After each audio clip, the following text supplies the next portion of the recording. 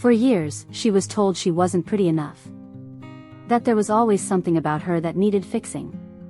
That love came wrapped in criticism, comparison, and silence. Jessica learned how to disappear. To avoid eye contact. To take up less space than she wanted to. When she moved into that new neighborhood, she made herself one promise. No one would ever get close enough to hurt her again. Then Alex appeared. A quiet neighbor, unusually attentive to details. A man who watched, without saying a word. He saw her every day. But what was he really seeing? Jessica couldn't tell if that look was curiosity, judgment, or something that could change everything. Welcome to Lost Stories and Lyrics, the place where emotional stories will touch your heart. Tell me in the comments where you're watching from. Jessica closed the apartment door for the last time and carried 2 heavy suitcases down the stairs. She didn't look back. That place held memories she wanted to forget, words that still echoed even in silence. She loaded the bags into her car, feeling the weight in her arms and in her chest, and drove on. The move hadn't been planned months in advance. It was a decision made during a sleepless night, the moment she realized she couldn't keep living inside that suffocating version of herself. The new neighborhood was on the other side of the city. Tree-lined streets, smaller buildings, everything seemed to breathe more slowly there.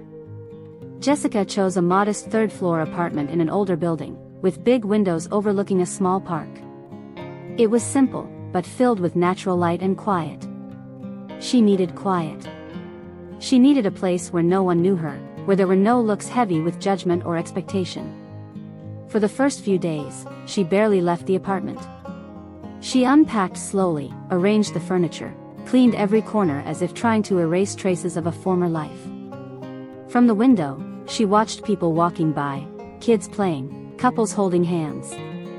Life was happening out there, but she didn't feel part of it yet. She felt invisible and, at the same time, painfully exposed. For 3 years, Jessica had lived with someone who turned every day into proof that she wasn't enough. Daniel started with subtle remarks.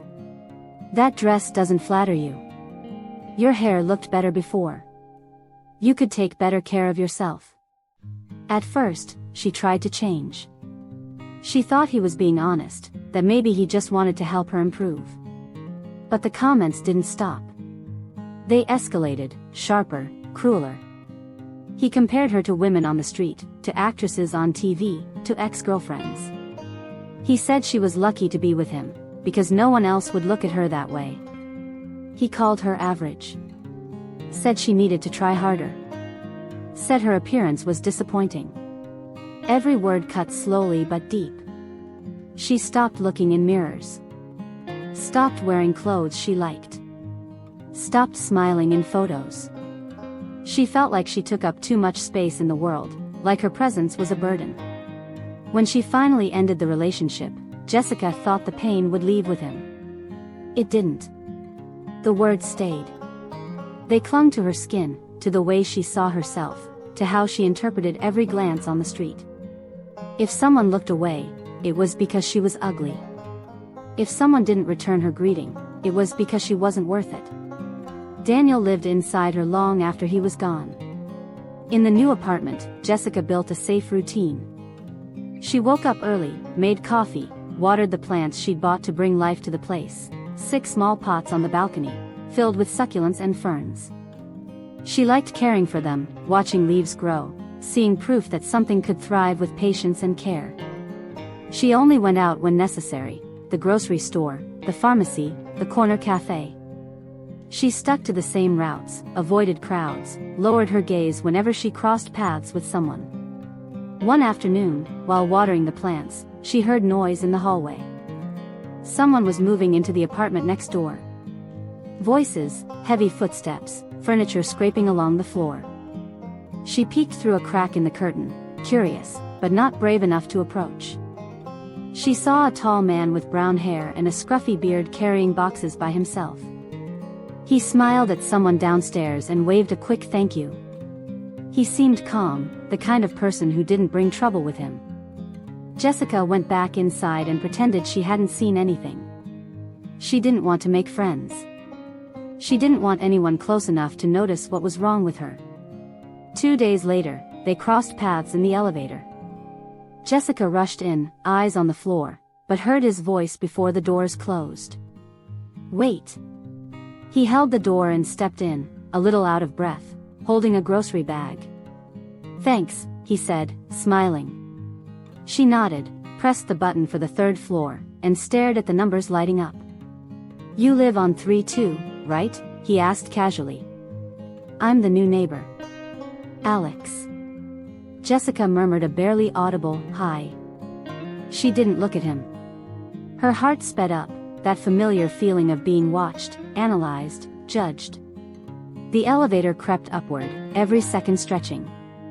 When the doors opened, she hurried out, mumbled, "Excuse me," and slipped into her apartment without looking back. In the days that followed, Alex kept appearing. Always friendly. Always polite. Never intrusive. He greeted her in the hallway, held the door when she came in with heavy bags, made small talk about the weather or the construction noise next door. She answered in short phrases, avoided long conversations, but he didn't seem to mind. He stayed kind all the same. One morning, Jessica was on the balcony watering the plants when she heard Alex's voice from next door. "Your plants look great," he said, leaning on the railing with a smile. She looked at him, surprised, then at the pots. "Thanks," she murmured, unsure what else to say. "I try to take good care of them. I can tell. I'm terrible with plants. I've killed 3 cacti." "Cacti?" He laughed, and Jessica couldn't stop a small, involuntary smile. Alex noticed, his grin widening. "So you do smile. I thought it was just a myth." Her face warmed. She wasn't sure if she felt embarrassed or relieved. "Sorry, I'm just not very talkative." "No problem. I just wanted to say it's nice having a neighbor who treats things with care. Makes the place feel more alive." He went back inside before she could reply. Jessica stood there, staring at the plants, feeling something unfamiliar in her chest. It wasn't discomfort. It was something else, something she hadn't felt in a long time.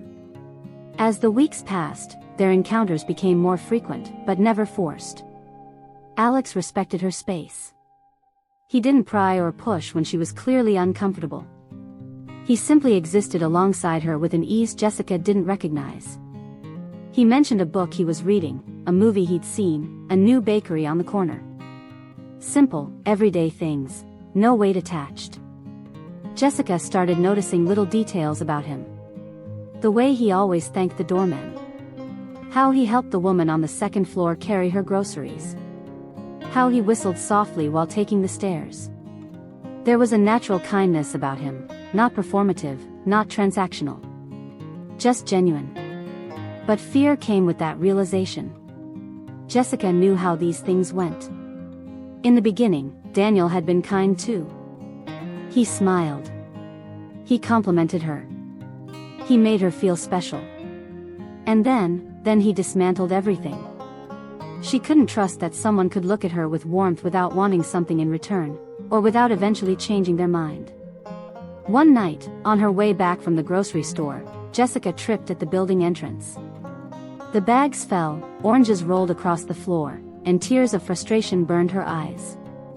She was tired, exhausted from pretending she was fine, from trying to stay invisible. She knelt to gather the fruit and heard footsteps approaching. "Let me help." It was Alex. He crouched beside her and started picking up the oranges, putting them back in the bag. Jessica couldn't hold the tears anymore. They slipped out, silent, as she grabbed the last items. "Sorry," she murmured, wiping her face with the back of her hand. "For what?" Alex asked, genuinely puzzled. "Accidents happen. For being like this." He paused and looked at her, attentive, but not pitying. "Like what?" Jessica didn't answer. She grabbed the bags and stood too fast, dizzy. Alex caught her arm, firm but gentle, steadying her. "Easy. Are you okay?" She nodded, but he didn't let go. Really? Are you okay? And in that moment, in that direct, judgment-free look, something inside Jessica cracked. It didn't break. It just opened, letting a thin line of light in. No, she admitted, her voice barely a whisper. No, I'm not. Alex didn't ask anything else. He simply took the bags from her hands and said, "Come on. Let's go up." They rode the elevator in silence. When they reached the third floor, Alex handed her the bags and stood there, as if waiting for permission to remain in that moment. Jessica looked at him, really looked, and saw something that disarmed her completely. There was no morbid curiosity in his eyes. No pity. Just presence. As if he were saying, without words, that she didn't have to carry everything alone. "Thank you," Jessica said, and this time, it wasn't just for the groceries. After that night, something shifted. Not dramatically, nothing that scared Jessica, but it changed. She began to notice Alex more. The way he always carried a book under his arm when leaving for work. How he stopped to tie his sneakers at the building entrance, patient, never rushed. The nights he came home late and still greeted the night doorman with the same tired but genuine smile. Jessica kept watering her plants every morning, and Alex started appearing on his balcony at the same time, always with a cup of coffee in hand. They didn't talk much. Sometimes he commented on the weather, the birds landing on the railing, the earthy smell rising from the small park after rain. Jessica replied, few words, but she replied. Little by little, the silence between them stopped feeling awkward and became a kind of companionship. One morning, while tending to a fern, Jessica noticed a yellowing leaf. She frowned, worried, and Alex caught it. "What's wrong?" "I think this one isn't doing well," she said, touching the leaf carefully. "Maybe I watered it too much." "You take care of them every day." "I bet it'll bounce back." She looked at him, surprised by the certainty in his voice. "How do you know?" "Because you pay attention. It's obvious you care." He took a sip of coffee. Things usually get better when someone truly cares. She didn't know what to say. She went back to the plant, but the words lingered. Daniel had never noticed the plants. He had never noticed anything she did, unless it was to criticize. That afternoon, Jessica had to run errands at the bank. She put on a simple navy blue dress and pulled her hair into a bun. She looked in the mirror and felt the familiar tightness in her chest. Daniel's words returned, as they always did. "You don't know how to dress. You should try harder. No one's going to look at you like that." She took a deep breath, grabbed her bag, and left. In the hallway, she ran into Alex coming in. He stopped, looked at her, and smiled. "You look nice today." Jessica froze. Heat rushed to her face, her heart racing. She couldn't tell if it was anger, embarrassment, or panic. "You don't have to lie," she said, her voice sharper than she meant. Alex frowned, confused. "Lie? I just thought the dress looks good on you. The color suits your eyes." "You didn't even look at my eyes," she shot back, instantly regretting it but unable to stop. "I did." He spoke calmly, without defensiveness. "They're brown with little gold flecks. They go really well with blue." Jessica had no reply. No one had ever noticed the exact color of her eyes. Daniel used to say they were dull, ordinary, nothing special. She murmured a barely audible, "sorry," and hurried down the stairs, escaping her own discomfort. When she came back hours later, there was a note taped to her door. The handwriting was slightly crooked, clearly rushed. "Sorry if I made you uncomfortable. That wasn't my intention. I was just being honest. Alex." Jessica held the paper, read it again and again. She went inside, sat on the couch, and let the tears come. They weren't tears of sadness. They were something more complicated, more confusing.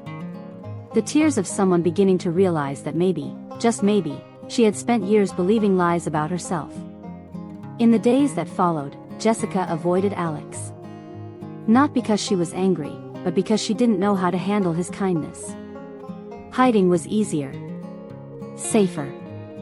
She left earlier, came back later, checked the hallway before stepping out.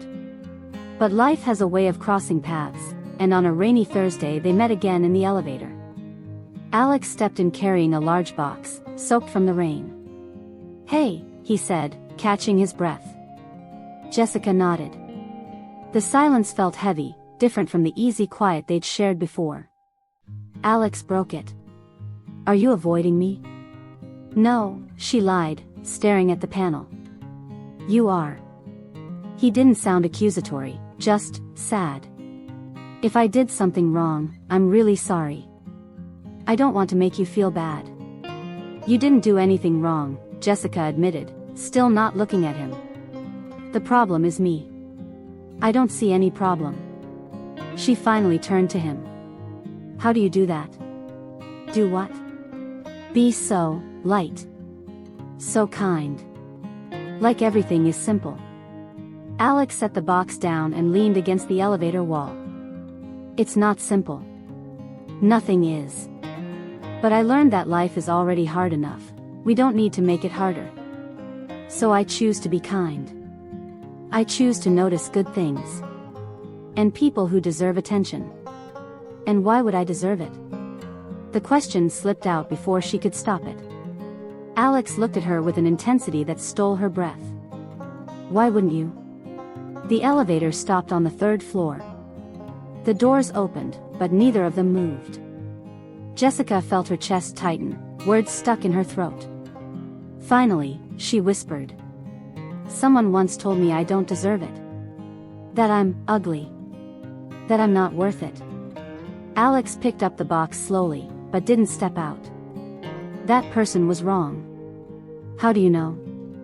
"You barely know me." "I know enough. I know you take care of your plants like they matter. I know you stop to pet Mrs. Rose's cat. I know you laugh when you think no one's watching, and that laugh is beautiful. I know you're carrying something heavy and still wake up every day and try. That's more than enough." Tears came again, and this time she didn't hide them. "I don't know how to believe that." "You don't have to believe it yet. Just, don't run from me, okay? I won't hurt you. I promise." They stepped out together. Each went to their own apartment, but something had shifted. A door that had been locked for a long time began to open, slowly, creaking on hinges rusted by time and pain. In the weeks that followed, Jessica stopped avoiding Alex. They returned to their casual balcony encounters, the brief hallway conversations. But now there was more, a fragile trust, still under construction, but real. Alex never pushed. Never asked about her past, never demanded explanations. He simply stayed beside her, steady and kind. One Saturday morning, Jessica was trying to change a light bulb in the kitchen when the doorbell rang. She opened the door to find Alex holding a small plant. "I picked this up at the market and thought of you. They said it's easy to care for, even I can manage it. In theory." Jessica took the pot, feeling the weight of the damp soil. It was a small violet, with delicate purple flowers. "Thank you," she said, and realized she was smiling. A real smile. "You're welcome." Alex lingered, hands in his pockets. "I know you're not big on going out, but there's a little craft fair in the park this afternoon. I thought maybe you'd like to go. With me. Just as friends, no pressure." Jessica wanted to say no. Wanted to make up an excuse, close the door, retreat to the safety of her apartment.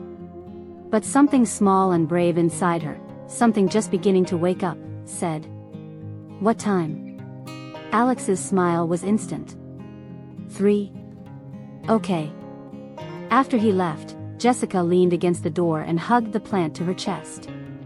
She was terrified. But for the first time in a long while, she was also a little excited. And she realized, that feeling was the beginning of something. Maybe not a fairy tale ending, but something just as important, the beginning of believing she deserved good things. That she deserved to be seen. That she deserved to exist without apologizing for it. Jessica changed her outfit 3 times before leaving. She put on a white blouse, thought it looked too plain, switched to a yellow one, felt it was too loud, then went back to the white. She looked at herself in the mirror and took a deep breath. Her reflection still made her uneasy, but this time she didn't look away. She tried to see herself the way Alex did.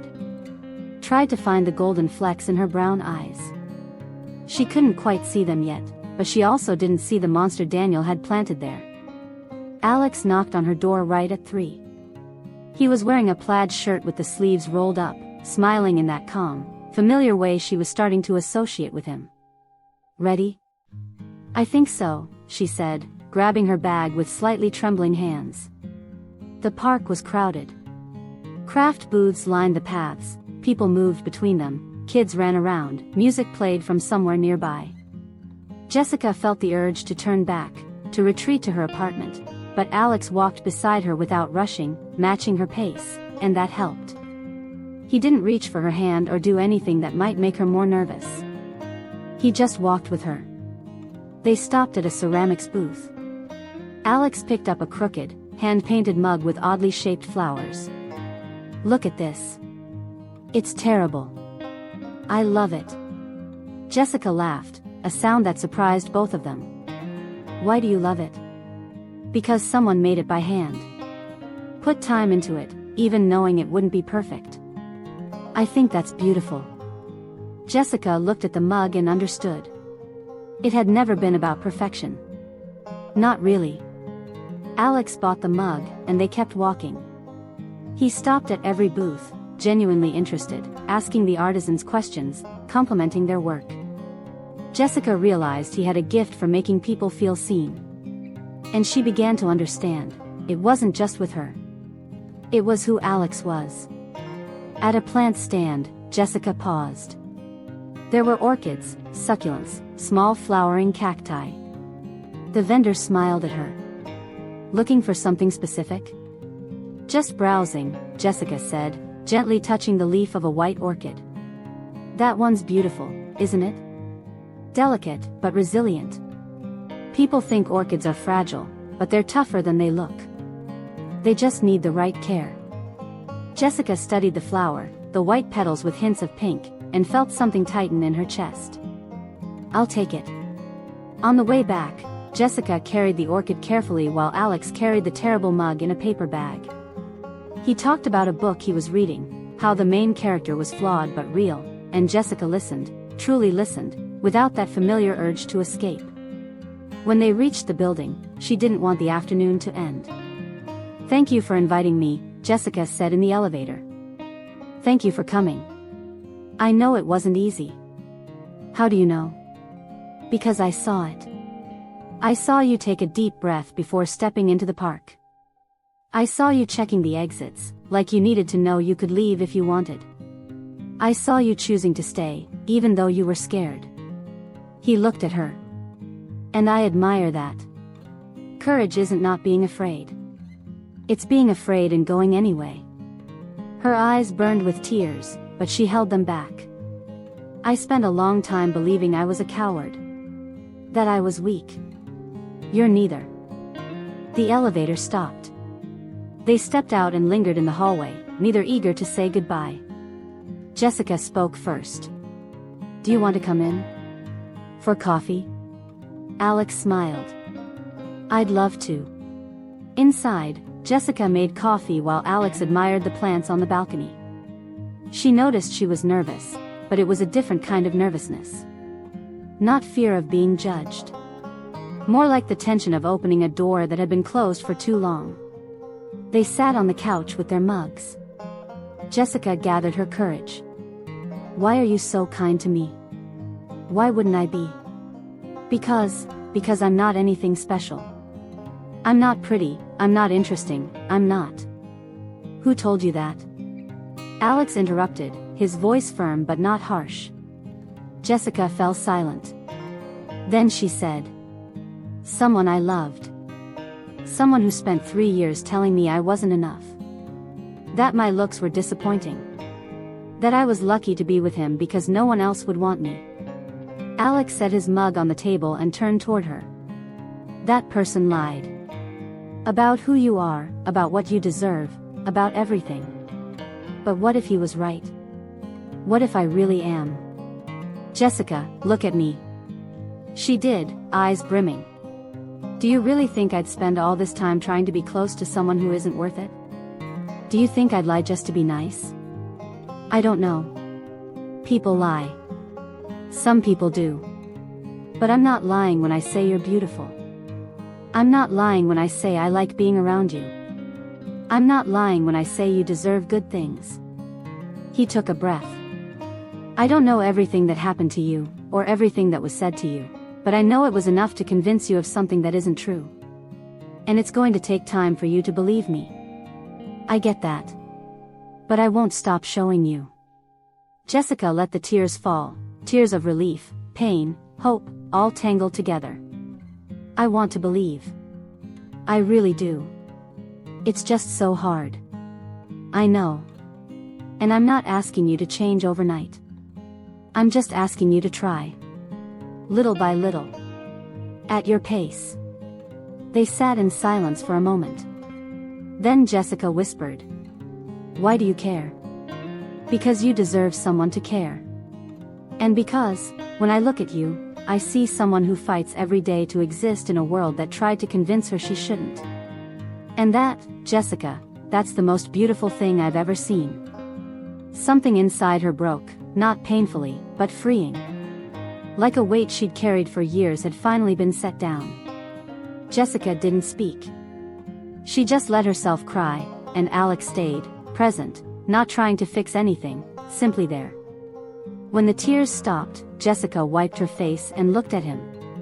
Thank you. For what? For seeing me. Really seeing me. Alex smiled. Always. In the months that followed, Jessica didn't wake up magically healed. Daniel's voice still appeared, especially on hard days. But now there was another voice too, Alex's, gentle and steady, reminding her she was more than the criticism she'd absorbed. And slowly, Jessica began to build her own voice. She started looking in the mirror and seeing not a monster, not a disappointment, but a woman. Just a woman, imperfect, real, and worthy of taking up space. She kept caring for her plants. The orchid bloomed, delicate yet resilient, just as the vendor had said. And every time Jessica looked at it, she remembered that beauty was never about perfection. It was about authenticity. About allowing yourself to bloom, even after being cut back so many times. Alex stayed exactly who he'd always been, kind, steady, present. They didn't become a fairy tale couple. There was no cinematic kiss or dramatic declaration. But there was something more important, growth. Healing. The slow, careful construction of a new way for Jessica to see herself in the world.